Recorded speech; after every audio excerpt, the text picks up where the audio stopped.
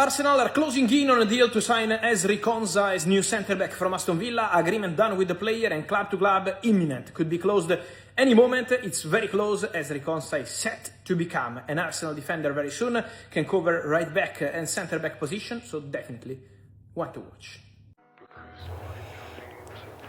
የአርሰናል ደጋፊዎች እንኳን ደስ አላችሁ ለማለት ፈልጋለሁ።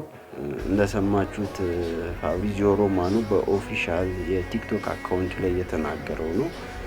ትንሽ ነገር ብቻ ነው የሚቀረው ኮንሳ ወደ አርሰናል ኦልሞስት ተዘዋውሯል ማለት ይቻላል። ይሄንን ደግሞ ፋብሪዚዮ ሮማኖ በኦፊሻል የቲክቶክ አካውንቱ እንዲሁም ፌስቡክ ፔጁ ላይ ፖስት ያደረገውን ነገር ለማሳየት ሞክሬያለሁ።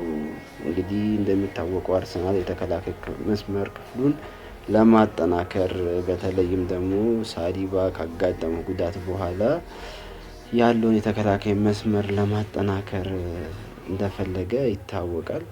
ለዚህ ደግሞ ተመራጭ ያደረገው ተጫዋች አንዱ ኮንሳ ነበርና ተሳክቷል ማለት ይቻላል።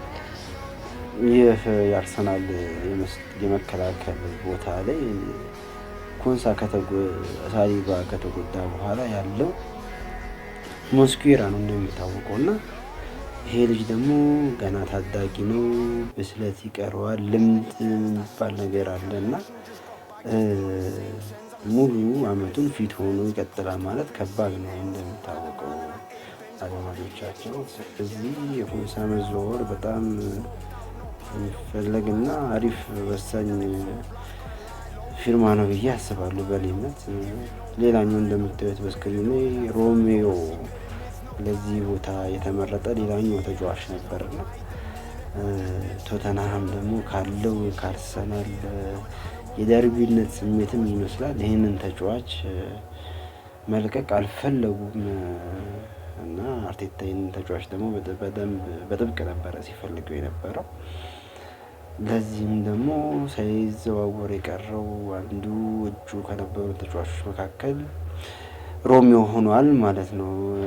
አድማጮቻችን እንግዲህ ኮንሳ መዘዋወር ግን በጣም እጅግ ወሳኝ ፊርማ ከሚባሉ ከዚህ አመት ከፈረሙ ተጫዋቾች መካከል አንዱ ሊያደርገው ይችላል እና የልጁ አርሰናል መምጣት የተከላካይ ክፍሉ ላይ በጣም ትልቅ ለውጥ ይፈጥራል።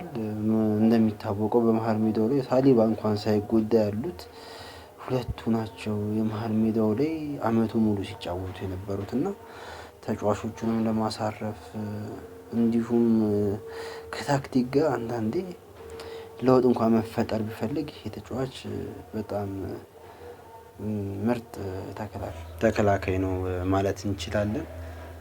እንደሚታወቀው ይሄ ልጅ በዌስትሃም በነበረበት ጊዜ በጣም ምርጥ አመትን ሲያሳልፍ ነበር። እንዲሁም በእንግሊዝ ብሔራዊ ቡድን ተመርጦ እንደነበር እናስታውሳለን እና የመሃል ተከላካይነቱንም ሲጫወት አይተናል። ልጁ በድሪብሊንግ በታክል እንዲሁም ፕሬስ በማድረግ በጣም አሪፍ ተጫዋች ከሚባሉት የእንግሊዝ ፕሪሚየር ሊግ ውስጥ ካየናቸው ተከላካዮች መካከል አንዱ ነውና ይሄ ልጅ ለአርሰናል ትልቅ በተለይ ለአርቴታ ለሚከተለው ታክቲክ እንደሚታወቀው ከተከላካይ ጋር ተያይዞ የሚሰሩ ታክቲኮች ላይ በጣም ያተኩራል እና ለዚህ ለአርቴታ ታክቲክ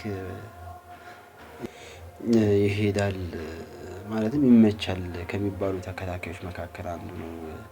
ታክል ድሪብሊንጉን እንደዚሁም ይሄ ካውንተር አታክ ለሚሄዱ ኳሶች ረጅም ለሚጥላቸው ኳሶች አሪፍ ተጫዋች ነው። እንዲሁም በመከላከል ክፍሉ ላይ ምንም የማይዋጣለት ተከላካይ ነውና አርሰናል ይሄን ተጫዋች በማዘዋወሩ በጣም እድለኛ ነው ማለት እንችላለን።